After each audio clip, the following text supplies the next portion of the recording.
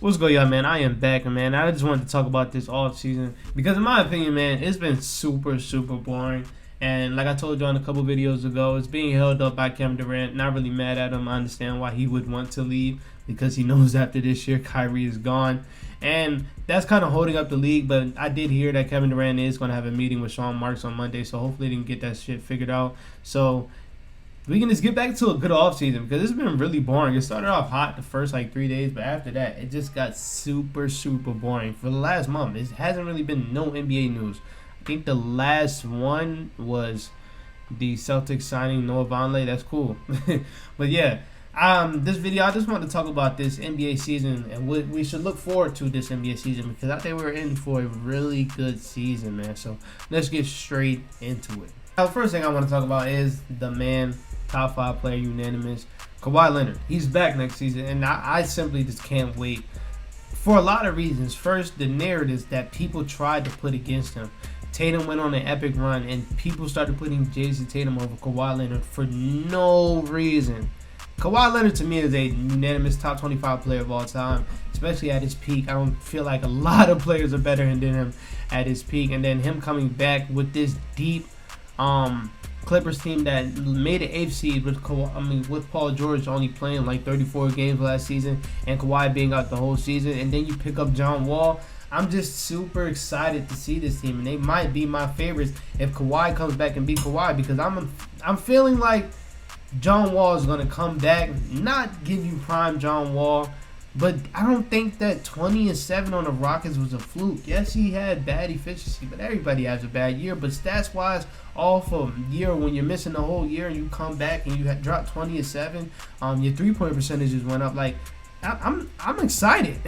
And then we have Kawhi. I don't think he's gonna take a drop. ACL tears. The only thing that scares me. Well, not even scares me. The only thing that I hate about ACL tears is just it takes a whole year to get over. If you're not named Jonathan Isaac, which it took him 2 seasons, which sucks. But for Kawhi, he's coming back next year. I don't expect him to be any less of himself because I'm not that scared of ACL tears. I'm not that scared of Achilles tears because we've seen players come back from big injuries and still be the same guy. Quote unquote, John Wall, same thing. So I'm excited to see Kawhi, and I'm excited to see this deep Clippers team, man. You got Kawhi, Paul George, and John Wall as the top 3. Then you round that out with Roe Cole, Marcus Morris, Reggie Jackson, Ivica Zubac. Sucks that they lost Isaiah Hardenstein. That was a huge thing to what they were doing, man. He was really good off that bench. It sucks that they lost him, but I think they might get Boogie back. I think Boogie's going back to one of his old teams. That being said, that being the Clippers or the Warriors. So they still might be good with not having a backup center as of right now. And then you got Ty Lue, who to me is a unanimous top 3 coach. And damn, man, this team's super deep. I didn't even name guys like Luke Kennard, Amir Coffey, Terrence Mann. This team is super deep. I'm excited for them. But I'm kind of tie these next 2 together. Another thing I'm super excited for is just how deep both conferences are. When you look at the East, a couple years ago, if the Kings had this offseason that they had, I would be like, yo, they're for sure playing lock. But now, I don't know, because let's look at the West. I said I look at the East, but let's look at the West first. You got the Clippers, the Warriors. Matter of fact, let me pull this up. You got the Clippers, the Warriors, the Nuggets, the Mavs, the Lakers, the Kings themselves, the Blazers. Who else am I forgetting? The Pelicans, the Grizzlies just had a huge season. That's 10 teams. That's 10 teams, and I ain't even named teams like the Jazz. We don't know how big they'll fall off. OKC can surprise us. They can. They have all the talent. When they were fully healthy, they were a top 10 defense. They got Shea. They can surprise us. The West is 10, 11 deep. I don't know. I don't know how I'm a grade. I don't know if when I do my Western Conference standings predictions, I don't know what I'm going to do. Because I can see the Warriors coming back and dominating like they were in the beginning of the season last season. But I can also see the Lakers just coming out of nowhere and just being the top team. Yes, the team right now looks bad, but you have LeBron and Anthony Davis if they're healthy. Like what? I don't know. I really don't know. My major prediction that I'm gonna stand on, I think the Pelicans are a top 4 lot. Easy. Like they have the same formula that the Clippers have. 2 dominant 1s and 2s. A good veteran-led point guard in C.J. McCollum and John Wall, hella 3-and-D wings, and a really good coach that knows how to make elite adjustments. And they're young. I got them being the top team. I didn't even name the Timberwolves. I'm also high on the Timberwolves too. But yeah, the West is crazy. Then you look at the East. Let's count the teams that are most likely going to make the playoffs. Miami, 1. Boston, 2. Milwaukee, 3. Philly, 4. Toronto, 5. Chicago, 6. Brooklyn, 7. Atlanta, 8. Cleveland, 9. I'm not counting Charlotte. I think Charlotte's going to fall off. But the Knicks, they had a decent offseason. That's 10. Washington, I think they are a decent team. That's 11. I really like Indiana and Detroit. Like, that's 12, 13. Like, we have 2 deep conferences. So it might be really, really hard to make Western Conference and Eastern Conference playoff seeding predictions because it's just so deep on both sides. Another thing I'm looking forward to is James Harden. A lot of people are out on James Harden. I still think James Harden is a top 15 player in the league. Like, the disrespect is crazy because we can obviously see he played the whole season on a hurt hip and he still dropped 23 and 10. He was still elite. Like, I think James Harden might be a dark horse for my MVP. I got him high. Like, I think he can be on some different stuff this season. I'm kind of scared of the Philadelphia 76ers because I feel like James Harden and Joel Embiid, they fit perfectly next to each other. Then they went out there and got them guys because of James Harden taking less money and showing us that he wants to win. He took $10 million less money to get PJ Tucker, to give him his $10 million. He took $10 million less money to get Daniel House. To get, what's his name? Trevelyan Queen, the dude from the G League that was the MVP. Like, he did all that to get them guys to make this a more well-rounded team. I'm scared of this Philly team. A starting lineup of James Harden, Tyrese Maxey, PJ Tucker, Tobias Harris, Joel Embiid scares me, especially when you got Shake Milton, Furkan Korkmaz. I hope they can get Dwight back. That would be a fire signing. Like, they have a decent team. The only thing that really scares me about this team is their guys showing up in the playoffs. They have to show up.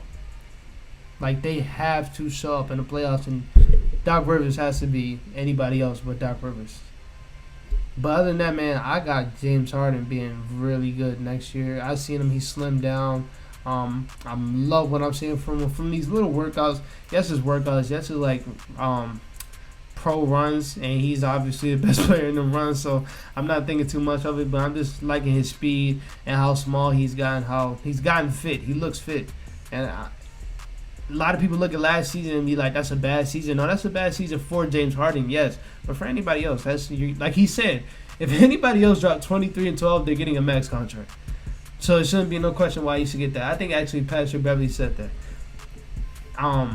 Yeah, I'm excited. I'm rambling right now, but I'm really excited to see him next year. I think that Philly team can be scary. The one team that I think can surprise a lot of people is the I was about to say the New Jersey Nets. I'm tripping. The Brooklyn Nets. I think with all the drama that happened this offseason, they've done some stuff behind that drama that I don't think a lot of people have peeped. Royce O'Neal is a big addition. They didn't have any perimeter defenders last year other than Kevin Durant. Royce O'Neal is a huge addition. Then you can get a guy that can take some of the scoring load off of Kyrie and KD, and you get TJ Warren also. I'm expecting a huge year from Cam Thomas. Then you get the Ben Simmons guy back. You get him. Top 10, top 5 defender in the league, damn near top 3 defender in the league, and you get him motivated to come off a year when he didn't play at all. He's getting all these people talking about him. People are really low on Ben Simmons, man. I'm really high on Ben Simmons still. I'm still buying all my stock into Ben Simmons, but now I'm buying a lot of stock into this Brooklyn Nets team. I think with all the drama they went through, they did a lot of good things around it that not a lot of people peep. I like what I've seen from David Sharp in the summer league. He looked really good. Same thing with Cam Thomas. One thing I really hope they can do, and I don't know their money situation like that, but throw like $10 million. Throw the most you can at Dwight Howard. If you get Dwight Howard, then you wanted some shit. You wanted something, because Nicholas Claxton, I'm sorry, he's just not it at all. He's not it. He's a good backup, but Dwight Howard to me is still a starting center in the NBA. Throw some money at him. Get him out of WWE. And now it's guys I ain't even talk about that they still have, and Seth Curry, Joe Harris, Kessler Edwards. I talked about David Sharp, but yeah, they got a nice squad over there. Only thing that fears me is anything that can happen with Kyrie, because we don't know. We know KD's gonna hoop. That's all he wants to do ever in his life is hoop. And then Steve Nash. That scares me. But other than that, man, I'm kind of high on this Nets team. I'm definitely really high on this Nets team. Especially when you got a top 2 player leading you, like, they can really do some things next year. So, that's how I feel about this. We got one more after this.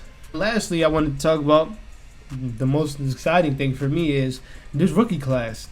This rookie class, like, looks real exciting. Like, not some 2003 shit, but, like, how 2017, I believe, was when they had Luka, Trae Young, DeAndre Ayton, Jared Jackson, Colin Sexton. Like, this rookie class seems to be exciting, man.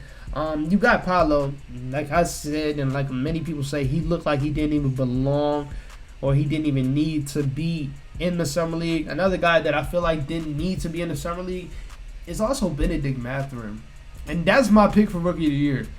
I think Benedict Mathew. I think he got it. He looks just like Victor Oladipo to me. Just like Victor Oladipo. And in the summer league, he was kind of dominating, getting in at his own will. The only reason why he had one game where he was just missing shots, but he was getting to all his spots the way he wanted to. He was just missing shots. But on the other side, he was playing defense. He was a vocal leader. I think he was mic'd up that game like Benedict Mathew. I'm high on. He didn't need to be there. And I'm happy that they shut him down soon, because I think he twisted his ankle and they just shut him down. That's good. But then I'm waiting to see guys like Jabari Smith, and he can bounce back. I know it's going to be a tough year for him because he doesn't have nobody that can kind of give him the ball, that can kind of feed him the ball. But he could be a really good off-ball shooter because he does have people that attack the paint and kick it out the shooter. So that can be a plus for him. Why did I decide to bring for Chet Holmgren? I'm excited. I want to see, like, I'm not really one that cares about his weight like that. It's like it never stopped him from being good, but I do anticipate and I do want to see how he fares up against guys like Jokic, like even a Dwight Howard. To listen to that, like Dwight Howard can come out there and dominate anybody on the rebounds. I want to see him against a Dwight Howard. That would be cool. I don't want to see him just against the stars.